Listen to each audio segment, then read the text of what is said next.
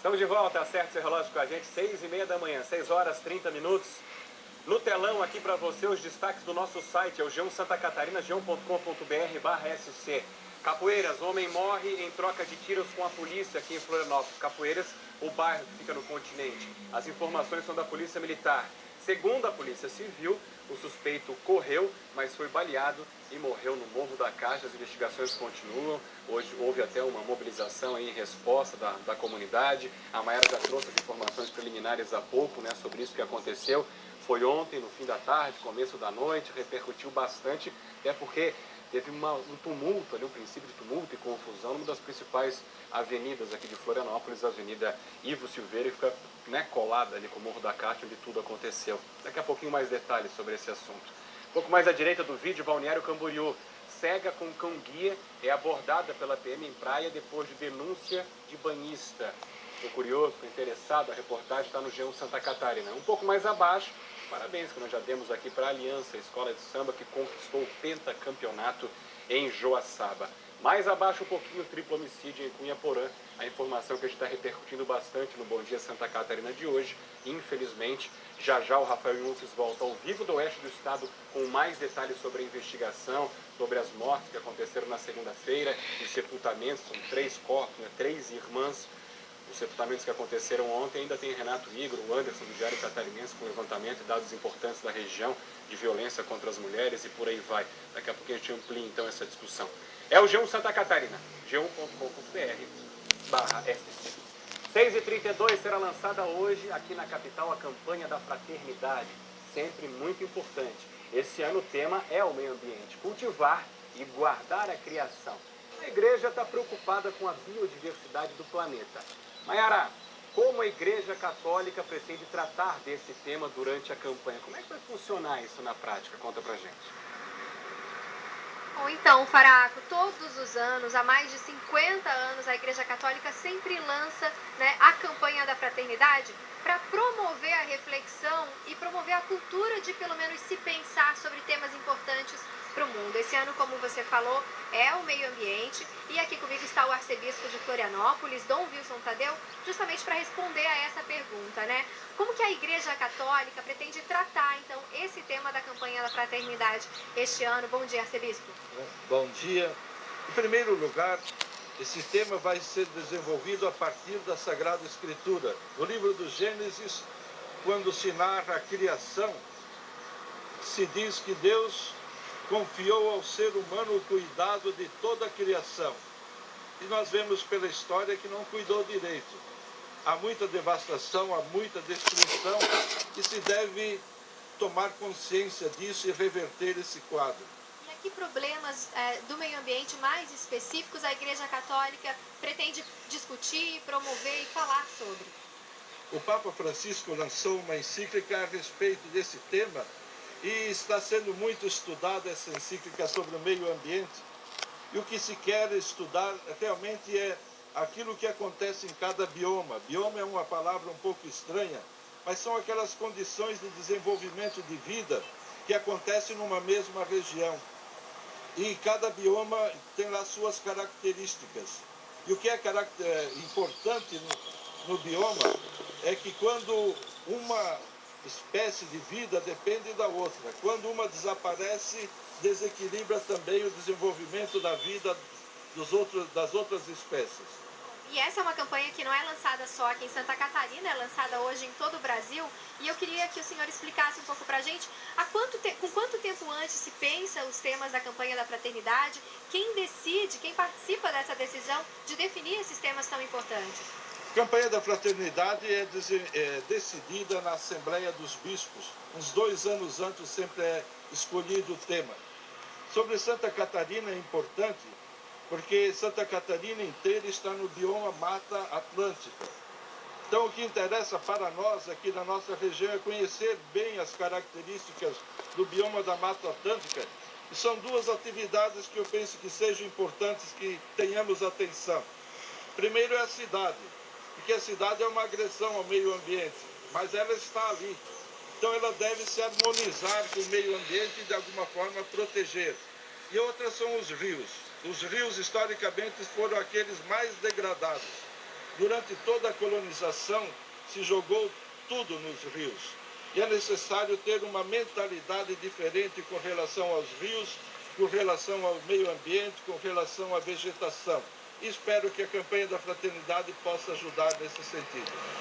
Tá certo, então, muito obrigada, arcebispo. Um tema importante aí para se pensar sobre a sustentabilidade e o meio ambiente. Hoje, agora de manhã às 10 horas, uma coletiva na Cúria Metropolitana aqui no centro vai trazer mais detalhes sobre a campanha da fraternidade da Igreja Católica deste ano. Faraco.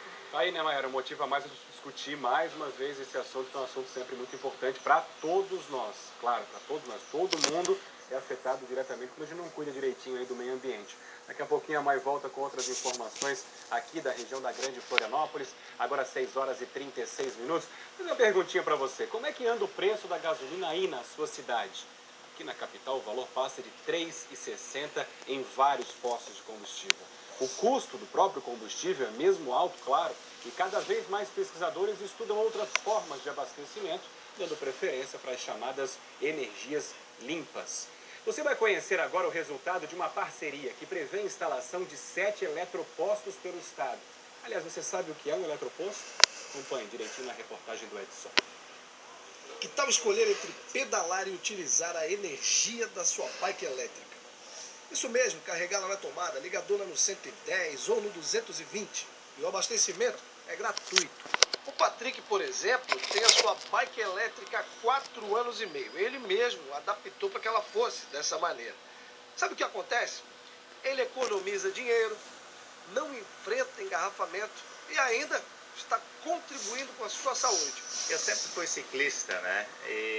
Mas às vezes as condições não são fáceis de se andar de bike. Está muito quente, já está atrasado, vai chegar numa reunião que não pode suar muito, né?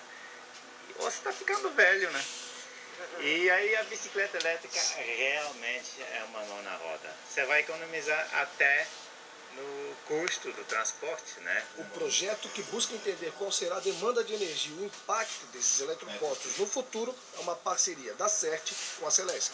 Ainda é uma novidade no nosso país, ainda a inserção de veículos elétricos e bicicletas elétricas, né?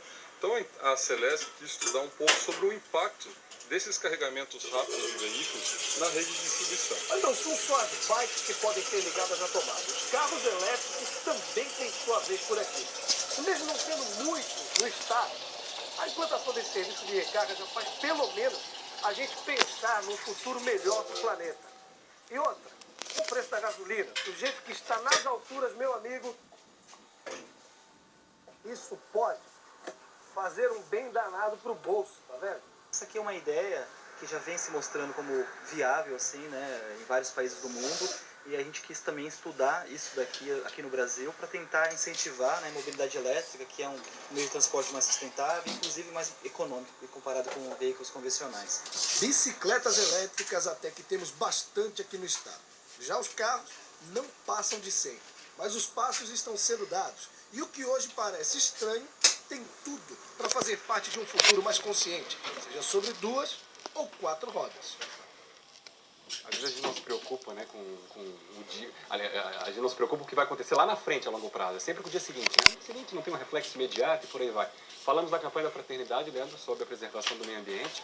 Falamos agora sobre energia limpa. É real isso, né? Tem um impacto muito forte na questão do próprio meio ambiente, no aquecimento global e por aí vai. É, porque a troca da matriz energética é muito importante, né? Porque todos os países devem começar a pensar sobre o uso dessa energia mais limpa, né? Porque a energia que praticamente o mundo inteiro usa é uma energia que vem sendo comprovadamente poluidora, né? Aumentando os gases do efeito estufa, né? O CO2 principalmente, uma maior quantidade do CO2 na atmosfera.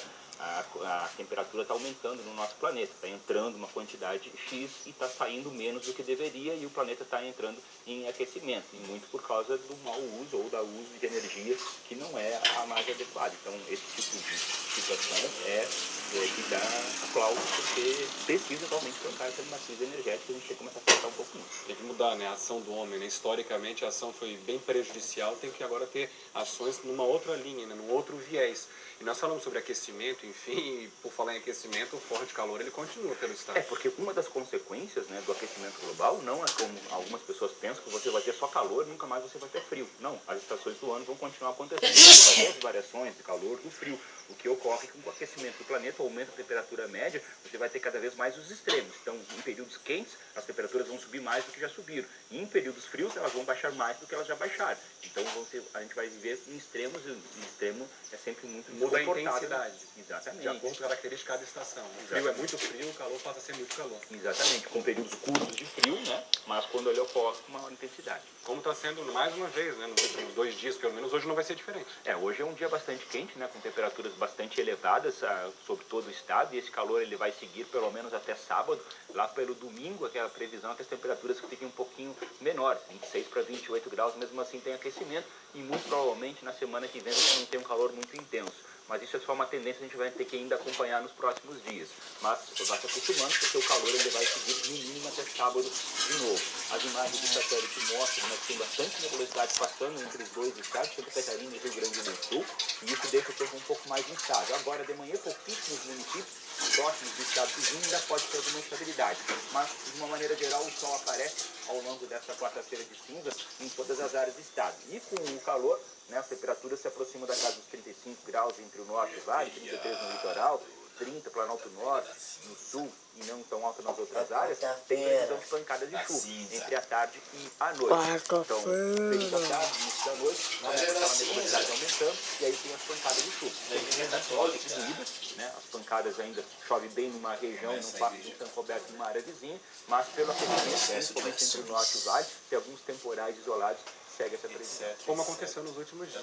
O exemplo, por exemplo, é Florianópolis, né? Que a ilha realmente ela é extensa de norte a sul, então às vezes chove demais, enfim, vou dar um exemplo aqui, né? No norte e não chove tanto no sul, né? É engraçado, né? Não, porque tem essa extensão. E já aconteceu, eu moro ao sul da ilha, e na minha casa